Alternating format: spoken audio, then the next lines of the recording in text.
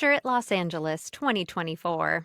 Oh, welcome to Out on the Lanai, the only Golden Girls podcast you're ever going to need to listen to.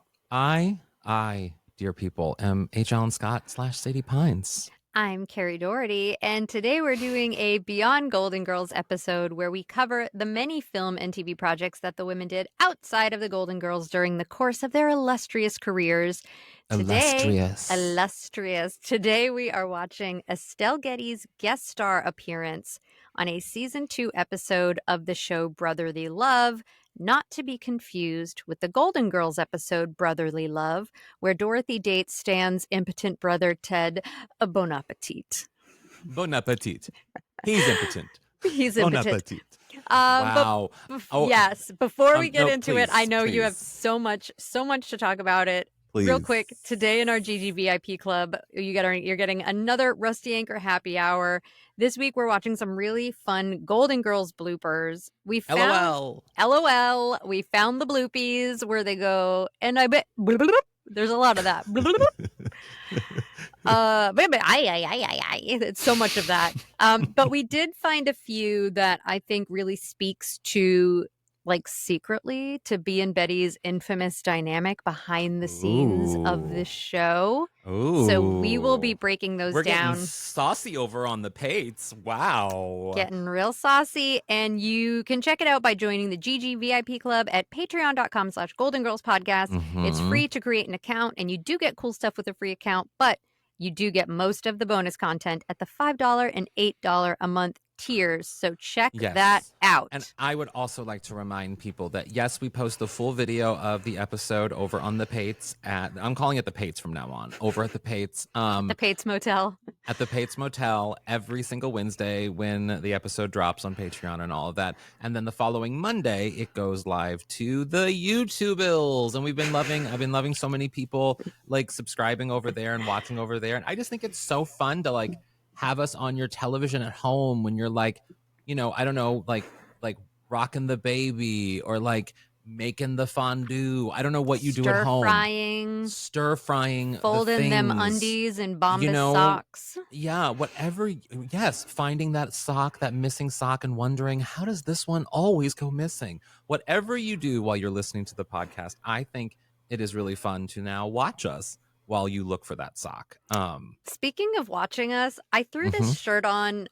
If you're watching on the video, I threw this shirt on right before we started recording because prior to this, I'd literally been walking around in like an XXL Goosebumps shirt all day. Yes! And with the way I've got the like low ponytail and the way I'm wearing this shirt, I feel like I look like a girl in the news who I'm like a hardcore athlete. I'm like a cyclist or a surfer or something. Oh, No. Or I'm in the tech world and I murdered my best friend, like in a Black Swan kind of situation. And now I'm on the run.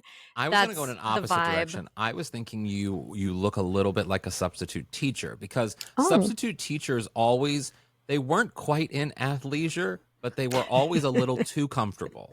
You know what I mean? For the teaching setting, they were always a little, just a little too. It's like when B was doing that night class, that citizenship class or whatever that she did, or whatever she was doing, and Rose took the class. Like B dressed like B, or Dorothy dressed like Dorothy, but it also was a little too casual. It was like substitute teachers are casual dressers, I think, and I love that about them because it says to the class, I'm not going to be here long, so let's be comfortable. I also feel like substitute teachers, and again, maybe not Dorothy's Barnack, but substitute teachers are mostly like, you can call me Dave. Yeah. I'm going to sit on the edge of my desk. God, you know what I mean? The teachers that let you call them by, to this day, when I was shooting Latter-day Jew years ago, and we went back to St. Louis and we ran into one of my old teachers just in the parking lot because we were doing like B-roll stuff. And she came out and I was like, oh my God, this is Miss Barker. Oh my God, this is Miss Barker. And to the director and stuff. And Miss Barker was like, you can call me whatever her name is. I don't know her name to this day. It's Amy, actually. I can't call her that because that is not her name. I'm not going to say how old I am, but I'm old enough to have a college age child. And I cannot say my high school teacher's name. I can't either. I have such a hard time because I did become friends with our like theater teacher, and she was my English teacher, and I have such a hard time calling her Wendy. I have Wendy, to, but I want to call her by her, by her name. yeah. It's a little Wow. bit difficult, but okay, can't we have to talk about brotherly love now. Okay. I I need need to I need to know all your thoughts because you're someone who has never seen this television no program. I have seen it. I need to know what you program. think. I Program. have I have separate relationships with Joey and who's the middle brother? What's his name? Matt. Matt. I have separate relationships with both Joey and Matt. Joey, obviously, from Blossom, and Matt from Mrs. Doubtfire and other things. The child I have no relationship with. He is a foreign entity to me. He looks like a weird little ball of a human to me. But I went into this thinking this was going to be like, remember that Haley Joel Osment series where Ed Asner was on it, and it was like he was like, Yes. And he you was a remember little this? kid. And he was a Yes. little kid and stuff. Yeah. I went into it kind of thinking it was going to be like that, where it was like just a family sitcom, things were happening, and a lesson was learned at the end. That wasn't this. But it wasn't not that either. It was a family sitcom, but it wasn't that. It was it was a trip. It was a trip that I'm not sure I need to take again. I'm going to explain to the people, for anybody who hasn't seen Brotherly Love, this was a show that started airing in 1996, 3 years after The Golden Palace ended, just to kind of know where Estelle Getty was in her career.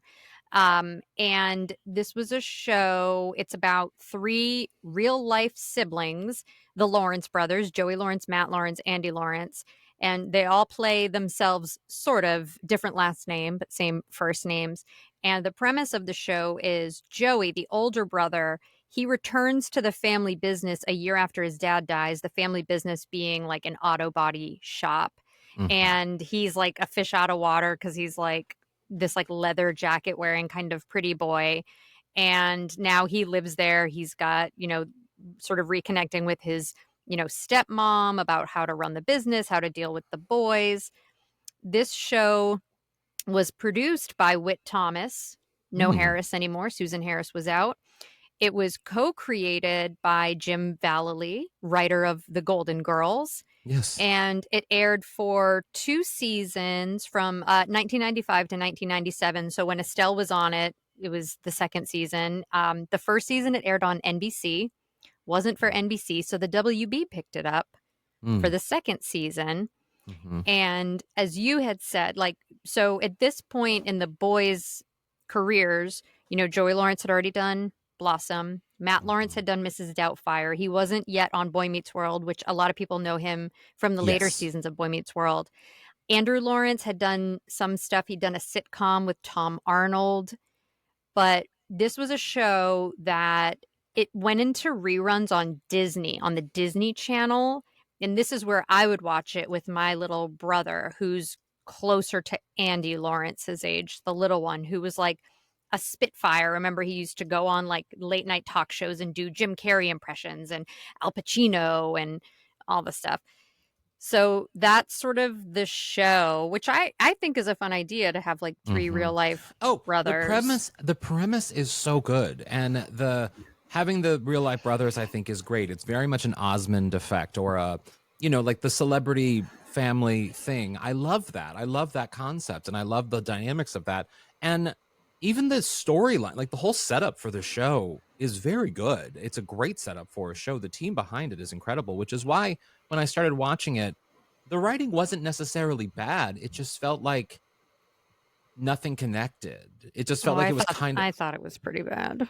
it was I mean, I don't think it was necessarily I don't think the lines were bad. I think that's what I'm trying to say. I don't think the actual dialogue was necessarily bad. I laughed at times. You know what I mean? I didn't I didn't I didn't like chuckle. I didn't have to go pee or anything.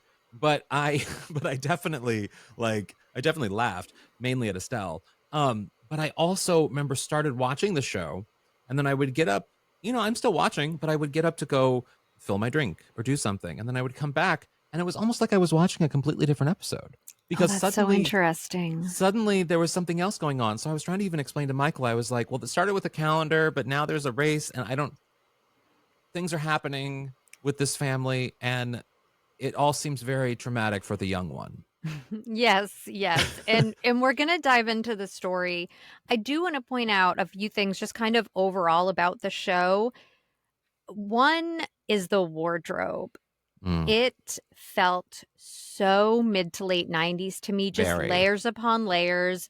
All brothers are wearing like the t-shirt and then the flannel over it and then the jacket. Hmm. One does corduroy, one does leather, one does a jean jacket with a zillion Hmm. patches, I guess to like fit their respective personalities. Yeah. But that and like the choker necklaces, I just Hmm. like I was like, I am being blasted back to high school right now with Yeah. this wardrobe. Yeah. I also wanted to play a little bit of the theme song because do you remember Joey Lawrence's singing career? Okay. Now let me just also throw out Joey Lawrence here for a second because he's a very important entity in this conversation, especially today. I I was never attracted to Joey Lawrence on Blossom. I became attracted to Joey Lawrence when he cut his hair and he became a man. And Like on this then show, because he has short hair on this show. yes, he became a man for this show. So this was a very much when I was a kid, I was like, "Oh, Joey Lawrence is a man now." And Mm. I remember his singing career because I remember it kind of being laughable. And but not like in a bad way, but in like a, "Oh, Joey. Whoa." Like it just I it mean, I had a different reaction because I was like 12 when his big hit song came out. So what I was was his hit like song? swooned. Nothing My Love Can't Fix. And the Sing a little music, bit. oh, there's nothing my love can't fix for you, baby. Do you remember that song? I'm positive No. of this. No. Okay. I was singing So Amy Grant's Baby Baby at that well, I was time. singing Baby Baby too. It doesn't mean that you can't Yes. also like Joey Lawrence, Nothing My Love Can't Fix. Oh my gosh, Mm. Hearts in Motion is one of the greatest Oh, albums. every heartbeat belongs to you. There's one song that's just about wearing hats. Did It's I tell you the time beautiful. that I had my grandma buy that because I had to steal another album? No. The Amy Grant's Heart and it's Hearts in Motion, right?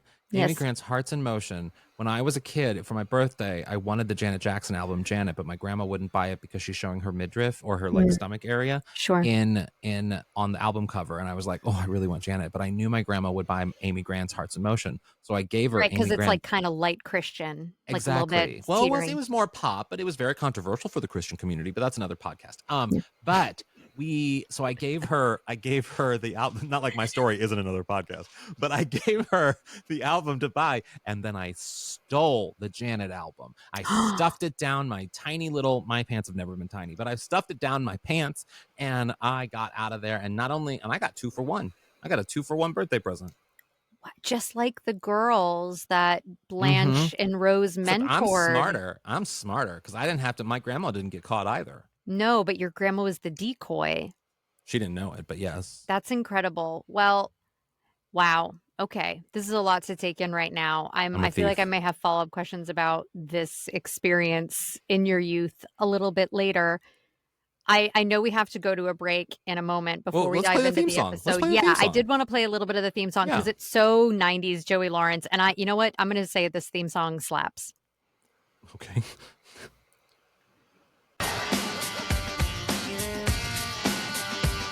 Been a long time out of touch, but in the end it don't mean much, 'cause I am still connected to you. Yeah.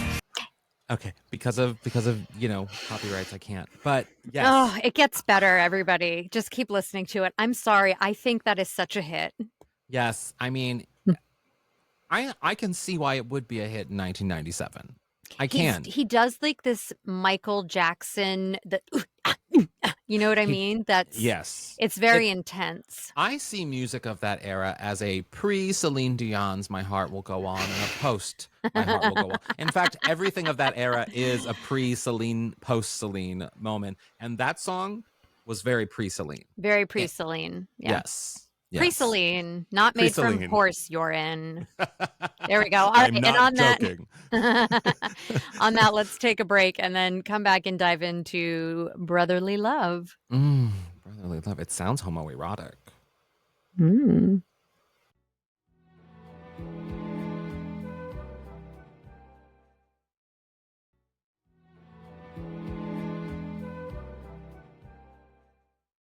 And we are back talking about Estelle Getty's guest star appearance on Brotherly Love, Season 2, Episode 7, titled motherly love. And in this episode, Estelle plays Lloyd's mother. Lloyd is a man who works at the auto body shop. He's played by Michael McShane, a Fantastic character actor. He's been in everything. He's been working forever. He's so great and was so great on this show. Wasn't he in Drop Dead Gorgeous? I think he was.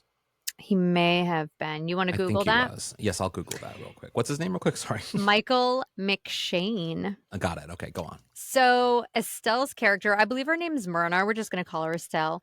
And yes, he was. He was great. He was one of the judging people. Yes. That's what I thought. Yeah. She lives in her RV. And so, and like they're working on her RV, but because she lives in it, she's just living in it in the auto body shop. So the whole episode, it's like she's just staying with them, which I think is, to me, it's like a fun way to have someone crashing at your place, given the situation of them owning an auto body shop. Can we communicate about Estelle Getty on this real quick? Just a real preface of Estelle Getty's appearance, vibe, everything in this. Oh yes, I definitely want to talk about her appearance. I love that for once in Estelle's career, she basically was kind of a Blanche. Yes. She was a little bit slutty, a little bit rock and roll, a little bit country, all the things. She was all the things. She was so feisty, but not in an old lady way, in a lady in a trailer who has seen some things and wears a wig kind of way. And it's my kind of lady. I was obsessed. Like, if this wasn't network television, she would have had a cigarette dangling out of her mouth in every scene. I agree. She's Blanche. She's wearing these bright, bold Miami colors. She's got this bright red wig. She reminds me of all of the women in Edward Scissorhands after they've gotten their eccentric haircuts and they're really feeling themselves. Yeah. Yes. And like Sophia, this character also has no filter and says what's on her mind. Like Rose, she's a great dancer because she teaches mambo out of this little motorhome, which I think is such a fun detail. Yeah. And it is also maybe kind of like Rose ? Because it's implied that maybe she murdered some of her like 4 husbands at sea. I mean, Estelle Getty, I think she only had one husband, but I love the idea of Estelle Getty having multiple husbands and like going to town on the love parade. Like, I love that in my head. After reading her autobiography, I like Arthur, her husband, I just like reading about their love story and how in love they were and how they like worked the long distance for a while. I can't see her with anybody else, but that's only because I really soaked that book in. But Rue McClanahan, 5 husbands, I can totally see that. And the way she talks about them all, it's like that to me feels like that's totally Rue. It's also just really fun because I love Estelle Getty with children. I love Estelle Getty with young people. I mean, just young adults in general. I love Estelle Getty was ageless in a lot of ways. And when you see her with someone younger, now when I say younger, I don't even mean someone in their like 40s. I mean someone who is literally like teen to 20s, and how fun that is to see her with them, because it brings out this energy and spirit in Estelle that she's just alive, and I love it. Yeah, she's so great. She has some really fun scenes with Andy, the youngest brother. But I do first want to play her intro. So there's a woman who works at the auto body shop, a mechanic named Lou. She's the love interest for Joey Lawrence. She was so great Lou. On this show. I've always loved Lou. You did or you didn't? I did not. There's something about Lou I didn't enjoy. I don't know why. I got the love interest part. I got that. But I did not. I don't know. The energy just wasn't there for me. Maybe it's because I was wanting to be Lou with Joe. I don't know. Maybe feeling a little gels. Maybe. We'll talk about it over on the Pates. My gels on the Pates. So this first scene with Sophia, I mean, if you close your eyes, it's like with Estelle, you close your eyes, it's like Sophia is talking to Blanche in the scene, the way that she talks to her. So I do want to play this intro with her and Lou.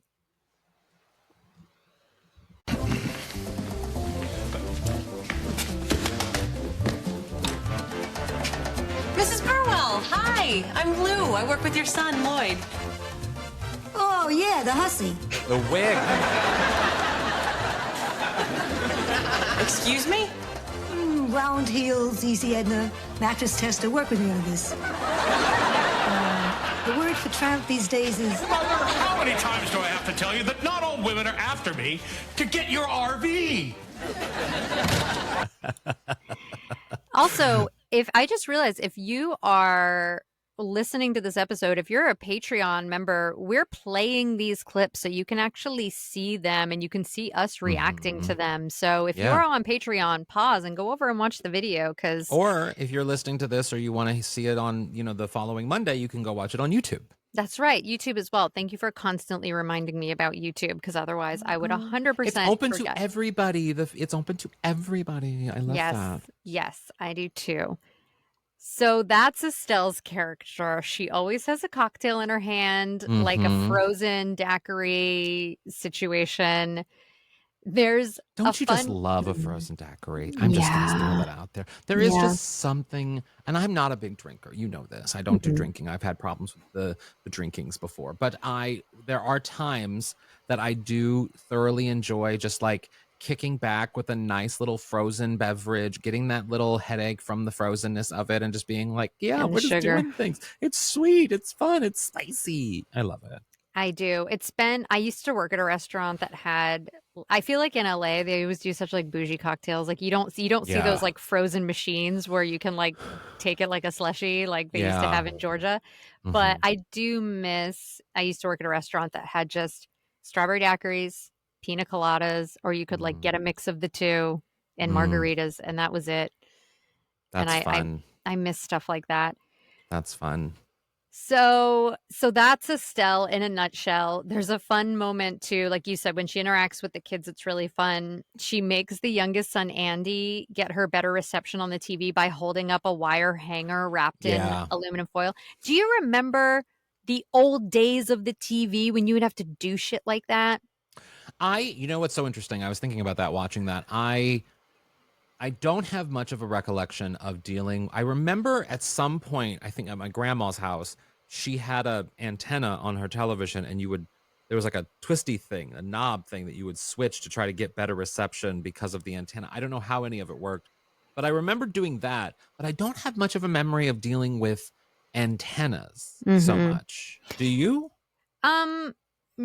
There was, when we used to go camping, we used to bring a little black and white TV with us, and I do remember we would that, have to deal with it with my that. brother had a handheld TV, similar situation. Yeah.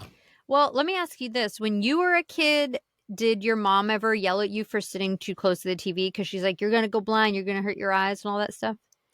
No, my mom was usually at work. That's right, because you had watched daytime talk shows because she was working. Well, also, like, I mean, my parents' guarding of television and me was not really a thing. The television was fully the babysitter, so my mom was just like, sit as close as you want. I'm gonna go cut up the vegetables or whatever. You know what I mean? Like, wasn't much of a concern too much. How about you?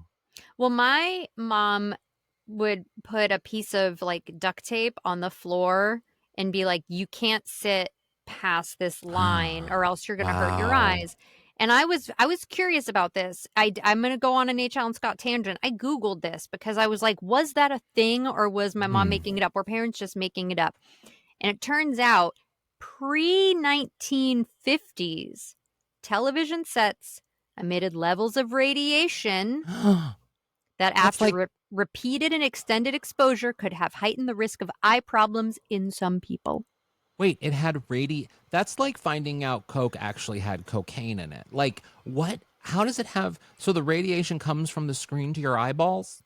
So, yes, but this was pre-1950s. So that by the time you and I were watching television when we were children in the 1950s, it was moot. I mean, I guess you can still get like eye strain if you're straining your eyes and you're sitting really close. You can't like damage your eyes, and we couldn't back then. Wow, that's crazy. An old wives' tale. Why's it got to be wives? Wives just be wiving. Am I right?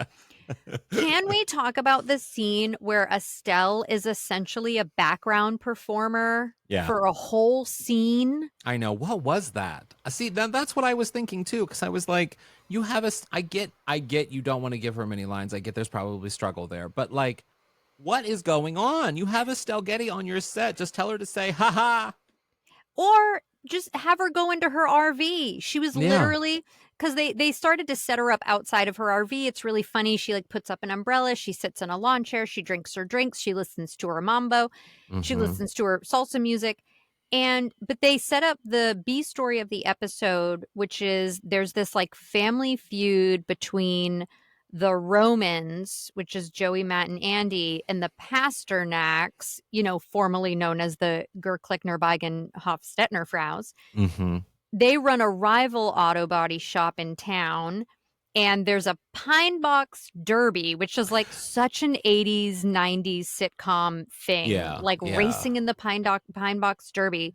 So Matt Lawrence beat the record a long time ago. And he doesn't, but now he's too big to race. And he doesn't want the Pasternak kid to beat his record. So they enter Andy instead. And Estelle is sitting in the back. An Emmy award-winning actor, Estelle Getty, is sitting in the background the whole time, not saying a word. I had a question about that kid in the other family. Was he a regular on this show? I don't know if he was a regular, but I did read about him. Because he's supposed to be a child, right? Yes, he is supposed to be a teenager, young teenager. Well, that's even worse. He has a receding hairline and looks like he might be Benjamin Buttons. So this actor, I believe he passed away. Oh God, now I feel horrible. But no, it's okay.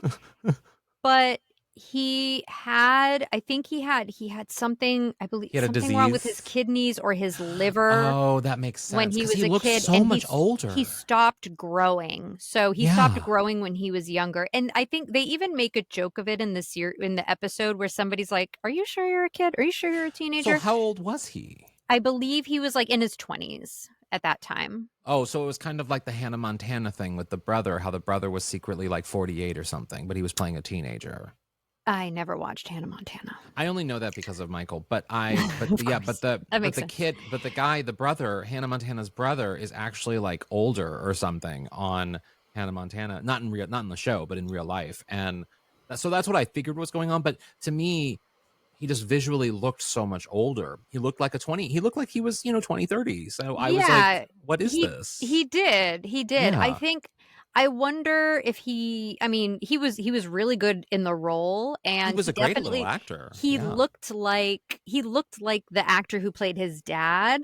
So, but they did kind of write a joke in. I hope that it, well, I hope that wasn't like uncomfortable for him, but it probably was. But good for him good for them for keeping him in the cast and not doing that horrible thing of like, oh, you're sick or oh, whatever. Like, we're going to rewrite your part and have someone new come in and do this. Like, I like that they stuck to it and didn't do the vanity thing about changing it just to keep up with appearances. I like that. Yeah.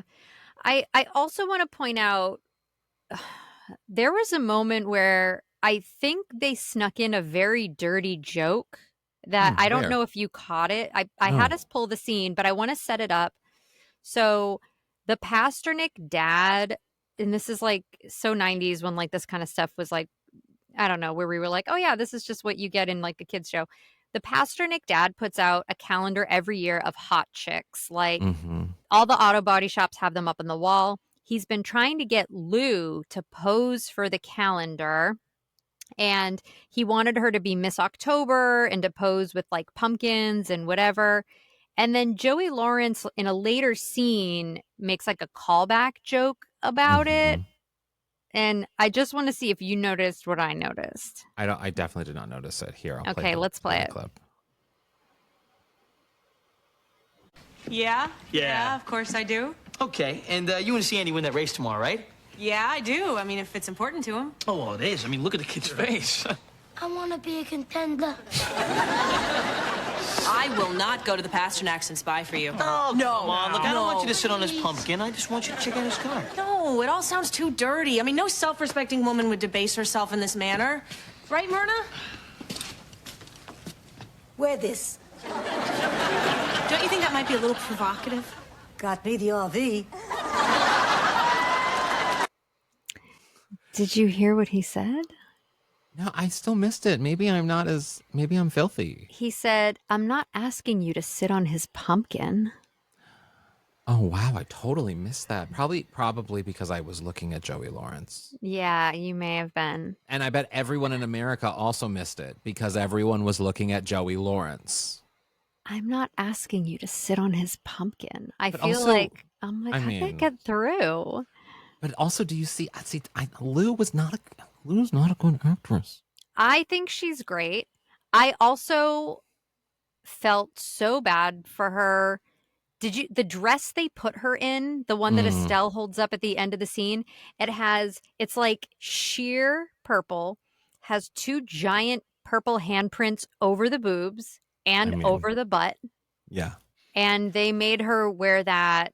And I don't know, maybe she was like, I look good in this. I'm not saying I know how she felt, but I don't ever recall the Lawrence brothers being put in skimpy outfits but on the boy, show. do But I maybe wish you know what though? I bet they were. I bet Joey Lawrence took his shirt off. Oh, I hope so. We need to find that episode. I hope so. I mean, I'll admit, I would wear that dress. I wouldn't. You wouldn't? No. Why not? Just for What fun. handprints over my boobs and my butt? I mean, I don't know. At least with me, they're going to be there eventually. So why not? Have a guide, Well, she does end up wearing the dress over to the pastor Nick's, and she's got to like shower. She's like, oh, the dad like made her sit on his vibrating chair, like just to get info about their pine box car so they can like make a better one. Like, do your own dirty work. Yeah, and you So- know that Dad would go for Joey. All of America would go for Joey. If Joey had done it, that If would have Joey been a went- fun plot If twist. Joey went over there, pretended to be Mark Wahlberg in his Calvin Kleins, and sat on the vibrating chair, I guarantee you that Dad would have been like, okay, I get it. Let's go. Joey really is the Dorothy son Michael of this television program Yeah, for you. yes, Yeah, yes, he is. fully. We Yeah. just keep everything is sort of through the filter of like Joey is sexy and hot. And I'm really enjoying that this is how you view this show. 90s? Wasn't that the 90s with Joey Lawrence? Hello. I mean, It now, was the 90s with Joey Lawrence. I mean, it was. we should take a break though because I need to cool off. All right. Cool yourself down.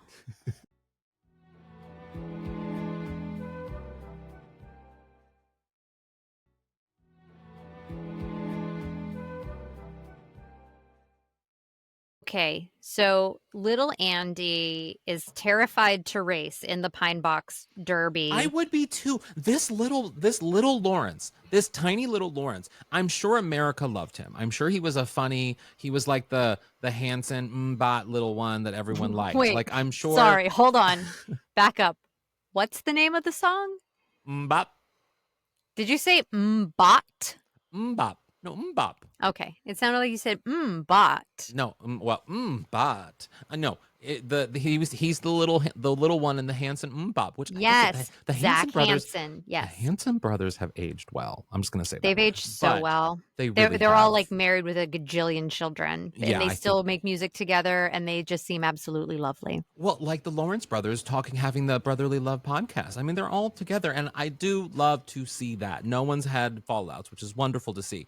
But, and I don't like going in a direction of talking about children's looks. However, I will say there is something like from a horror movie when a little kid is in a horror movie. You know what I mean? And because they look a certain way, because they have that horror movie look to them. So the actor gets cast and the little kid actor gets cast. I'm thinking of like, the movies. Well, But- I think I know where you're coming from. It's because Andy Lawrence has a very similar haircut to Danny Torrance in The Shining. Oh, that's true. I didn't think of the Shining connection though, because the Danny character in The Shining isn't scary to me. But I think that the tiny little Lawrence brother is actually terrifying. I think he looks like a murderous child. Okay. I can't help it. I see him and I just think if you put a filter on this kid and you slow down the music and you quiet everything else on set, that kid is terrifying. I'm going to ask you right now. Sorry, I'm going to make you do work. We need to post this as a clip. Make what you just described, and then we're going to insert it right here and post it on socials because I need to know if other people feel the same way because I do not see it. So Andy's too scared to tell his brothers that he doesn't want to race because they're so excited. He doesn't want them to be disappointed in him. Classic family sitcom story. So he asks Estelle if he can hide out in her RV until the race is over. Mm-hmm. And Joey and Matt figure out what's going on. They decide they're going to go talk to Andy.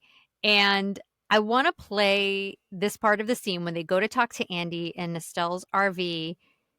You have to watch this on Patreon or YouTube because you will see the clip and you'll understand why I really wanted to pull this moment, because there's a really fun kind of a reminder of an iconic Golden Girls scene. Mm-hmm. So let's play that.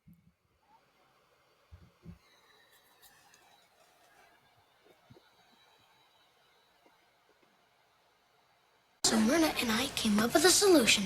You did? What was the solution? Let's roll. Mother, you? Hey, she doesn't make the weight requirement. Ed Lloyd's been waiting to get me in a pine box for the last 20 years. Morning, losers.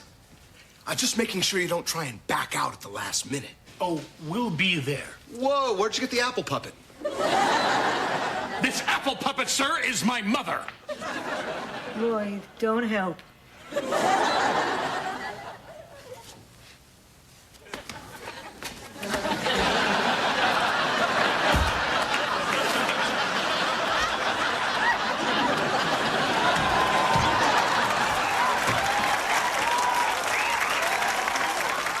Come on, boys. Let's mumble. Best part of the episode. Best part of the episode. Yep. So for those who were not watching, Estelle has decided she's going to race instead of Andy, and she comes out wearing the racer's jumpsuit. Yeah, I'm so sorry jumpsuit. to all you racers out there, which I believe Estelle ended up keeping and sold, I think maybe as part of her estate when things were up for sale. So Jeffrey Carter, if you have it, I feel like you know who has it. Oh my God, Jeffrey Carter, find this jumpsuit. Yes, I know it's out there somewhere. Someone has it. But at the very end, I love Jeffrey Carter. For reasons unknown, I do too. For reasons unknown, Estelle starts doing like back handsprings and flips, and it's that, it's the body double of like a 16-year-old. It's the Rose in the Dance Marathon moment, and I love it. It is such an old like Hollywood trick in film and television, the weird, and I love the comedy of those moments. I've so wanted to do that once with doing like a shots of me, you know what I mean? Like, let's say like I'm out there and it's like Sadie's walking down the road or whatever, and then it's like two versions of me, but then you flip the camera and it's like someone absurdly not me but pretending to be me. I mean, I love the comedy of, because in this scene when she's doing the flips, it's not her. On the Golden Girls, that horrible blonde wig, it's not Betty. It's so bad. Or in the horror movie when the head blows up and it's some fake thing. It is the funniest thing to me. I love it so much. And it's great because they don't do it anymore. Because if this were made today, and if this were like a $30 million an episode Marvel TV show, they would just CGI Estelle Getty's face over the body, and it would match somehow. Yes. And it would work. And we don't get that anymore, which is why I cherish it so much now. Although I do love the moments in like even in like Titanic when there's that great scene where they're like running down the hallway and like it's like Kate and Leo and they're like the water's coming behind them, but clearly it's stunt doubles who are doing the running. So they superimposed or whatever it like Kate Winslet's face, but it's like morphs from her face to the stunt double face, and it's so bad that I laugh every single time, which is horrible because it's a movie about a mass destruction. But still, We can lighten it by also mentioning a really funny incident where in a film where this was kind of like winked at in a funny way, which was in Spaceballs. Oh, yes. Where Stephen Tobolowsky, great character actor, comes out and he's like, "You idiot, you've captured their stunt doubles." And like, oh, Mel Brooks, man, what a genius. I have a question just to go back to Sophia, to Estelle, and all the fun stuff that she just did. Mr. Pasternak calls her an apple puppet. Yeah. I Googled this. It is not a thing. I don't know what it is either. What is an apple puppet? As I was watching the episode, by this point in the episode, I was so like, what's happening? That as soon as I heard that, I immediately was like, you know what? I'm giving this one to Kerri. I don't know what this is, but I know she's going to look it up. I was like, who's this little apple puppet? I just couldn't. I don't know. It was beyond me. Michael and I stayed once. I was doing an event in San Luis Obispo. And San Luis Obispo is sort of in California here. They have the Madonna Inn. They have like a lot of themed hotels.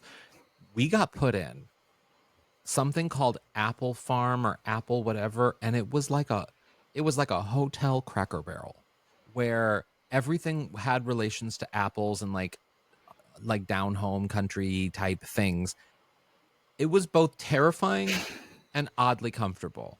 And you could walk, like as you walk down the hallway from your hotel room, there are like knickknacks because of course, it's Cracker Barrel, so there's knickknacks everywhere. Yeah.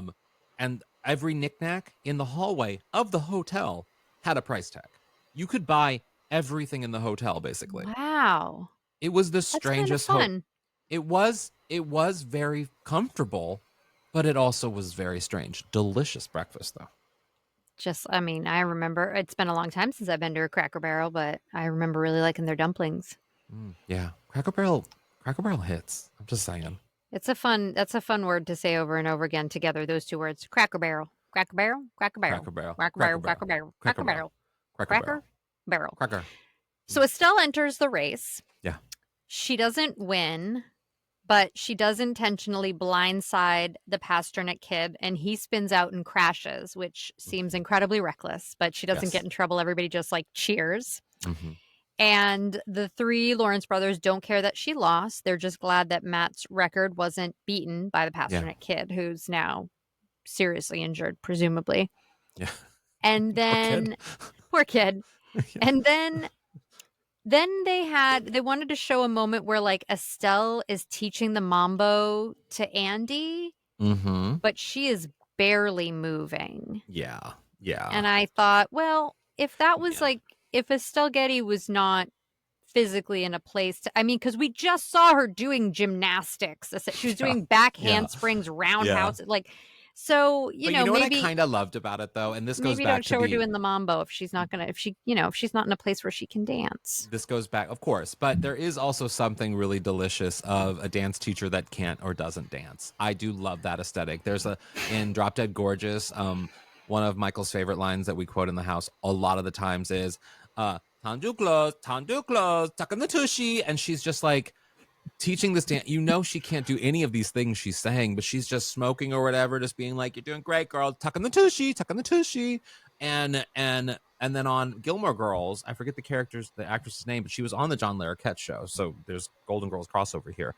I hate that I'm forgetting her name, but she's a dance teacher on Gilmore Girls. And again, she ain't someone out there dancing, but yet I love it. Even on Dance Moms. Yeah, Abby I was Miller. just thinking Abby. I never once saw. Literally, Abby's just, speaking of Cracker Barrel, she was recent. I follow her on Instagram, and she was recently just surprisingly a guest host at a Cracker Barrel. So wait, at a guest host doing what? I don't know. It was an Instagram stunt where she also she does this at the Olive Garden. She does it at various places of chain restaurants, but she was like pretending to be the host at Cracker Barrel. Oh, I see. I see. Okay. Sure. Okay. Well, then you know what? Maybe it was a choice, and I take it back because then it's kind of funny. Yeah. And finally, I do want to play the final moment with Estelle and her son Lloyd, because it's really sweet, because throughout this episode, he just wants her approval and her love so badly, and she's not going to give it to him, and it just feels I mean, minus the tenderness that we always get with Sophia and Dorothy, it feels like a funny Sophia Dorothy moment, minus the tenderness. Totally. We've had quite a day, haven't we, Mother? We Burwells are not emotional people.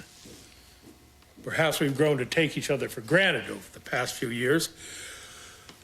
But I want to thank you for what you did for little Andy. And I'd like to think you did it for me, too. Neither of us are getting any younger, and I just wanted to tell you, well, how dear you are to me. You're amazing, Lloyd. You always say the right thing. I do. Thank you, Mother. Yeah, look at this. Sappy windbag in the third at Alameda. Oh, I've got to call my bookie. Thanks, son. I love you too, Mother. Estelle in that red hair is just so good. Well, it's because that's really close to her real hair color. And when we saw her as young Sophia, it wasn't as fiery red, but it was red. I do. But there is something about a very clearly red wig on an older woman that I just love. It's like my future. It's literally my future drag as Sadie that will just become Shirley. I will become Shirley MacLaine in, I'm not even going to lie. I was going to say 40 years, but let's be real. In 20 years. Sure. Yeah. I'm here for it. Yeah. Well, that was the episode. I'm sorry that this show was such a roller coaster for you. Well, I mean, it wasn't bad. Again, I enjoy spending any time with Estelle Getty, and I enjoy any moment where I get to relive my childhood sexual fantasies of Joey Lawrence. So this was not a bad experience because of that. I will say too, because I had a crush on Joey Lawrence before I knew who Matt Lawrence was. And then I so feel were you more Matt Lawrence? I was more Matt Lawrence because it was more age appropriate. I was very much into the age appropriate stuff when I was younger. Like, I remember loving Goonies when I was a kid. Huge crush on Sean Astin. And then years later, I saw a movie, and I always thought that we were the same age because I saw Goonies when I was about that age, but I didn't realize that the movie had been made years earlier. Yeah. And then I saw a movie called Toy Soldiers when he played like a college freshman, and I was devastated because he was older than me. That's a good movie, that Toy Soldiers. I just recently, it's so funny you brought up Goonies though, because I never put it together that that's Josh Brolin in Goonies. Yeah. Never put that together. I always thought Josh Brolin was just sort of like a pretty boy until his 30s when he decided to be like, yo, my dad's Barbra Streisand's husband or whatever. I'm gonna become an actor and then get an Oscar nomination. Oh gosh, whatever. no, he's been doing it forever. Yeah. Well. But so Matt Lawrence, like Mrs. Doubtfire, definitely this show was like more my vibe. And oh gosh, how many years ago? I don't know, 5-6 years ago, Stan and I were trying to sell a 90s pop culture game show. I can't remember if I talked about this on the podcast before. Because I think, were you there? I was there at Nerd Melt, yes. Yes, at Nerd Melt. And Tom Green hosted, and we paired like two 90s pop culture super fans with a celebrity. And one celebrity was Natalie Morales. You've seen her in literally everything. She's fantastic.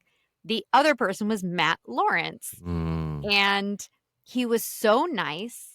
And he won, but he won the challenge at the end where you have to like take the, put the straw in the Capri Sun and put all the butterfly clips in your hair. And he had a beanie on, and he was like putting them on under his beanie, and you had to find the prize in the cereal box. And Tom Green did such a good job hosting, but he was such a nice human being. I have a question. So yes, if you had a crush on Mr. Lawrence when you were a child, and you were standing next to your current Mr. Lawrence, if you will, how was that uncomfortable for Stan? No. Did he know? Did he know then? Or did you have to tell him afterwards where you were like, I have to tell you something? No, because he was like, I definitely had like a crush on him, but he was never in like the echelon of like a JTT. JTT. Oh my God. I have some, we need to talk. Actually, let's, this is a preview of today's Rusty Hanker happy hour, because I'm going to start things off by talking about something with JTT, but then asking Kerri, and she can ask me too if she wants, what your celebrity pass is for each of our respective okay. spouses. All right. We'll add that to our Rusty Anchor happy hour with the bloopers. Oh my gosh. Yes, so go to that. But we should take a break and come back with our golden takeaways. Okay. I'm going to tell you one thing. There is a woman on my pass card. Oh my God. How Angelina Jolie of you. I hope it's not Angelina Jolie. It's not, but I'm very excited to tell you on the Rusty Anchor happy hour. All right. Let's take a break and come back with golden takeaways. Okay.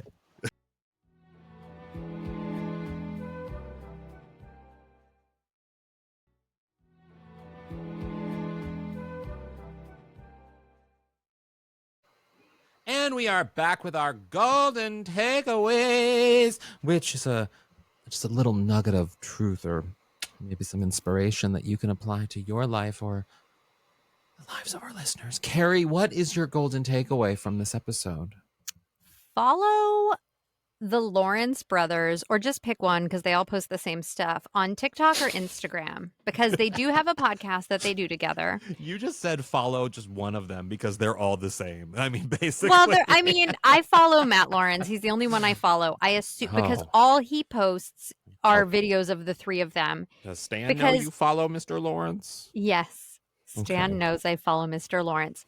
Because also something that's really fun is, so Matt Lawrence is dating Chili from TLC. Wild. Which I love. Wild. I'm obsessed with this. And this was like a couple I never saw coming. No one saw it coming. And they're so like cute together. And she's sometimes in their videos, especially when they dance. And it's wonderful. Mm-hmm. So that's my golden takeaway. My golden takeaway from this episode is I only mentioned it once in passing, and I just think I need it acknowledged how much, even though I did lust after Joey Lawrence throughout the past 50 minutes that we've been doing basically this podcast, I am very proud of myself that I did not make endless jokes about gay porn, considering that this show is called Brotherly Love. And all I could think about was porn jokes and silly, stupid gay porn things. And I kept back and I held myself and I held my tongue. Also a porn reference that could be funny. But I stopped myself from doing so many things. And I had to get it out now. But I'm very proud of myself. So please, if you're at home in a safe space, you can applaud that right now. Thank you. Thank you. Well done, HAlanScott / Sadie Pines. You're maturing right before our very eyes. I am changing. I can't sing too much. Copyright. Well, everyone, this has been another episode of Out on the Lanai. Thank you all so much for listening. And remember, you can find out who our celebrity Bone Zone passes are by joining the GGVIP Club at patreon.com/Golden Girls Podcast. And we're also going to be watching some Golden Girls bloopers, which is going to be really fun. We need to say Bone Zone so much more so we can put it on a t-shirt. We need to do t-shirts. Maybe, we'll let others do that. Guys, we're a part of MOM, Moguls of Media. Welcome to our staff meeting. Where people can, you can find us on social media at Golden Girls Pod on Twitter, Out on the Lanai Official on Instagram, Golden Girls Pod on the Facebookles, and I am HAlanScott / Sadie Pines on all of the izzles. And I am Squidzy on Instagram and Squid Eat Squid on Twitter. And also, if you want to do something cool for the podcast, you can rate or review us wherever you get this podcast. Thank you very much. Thank you to the Bone Zone. And remember, as always, stay golden. Bone Zone.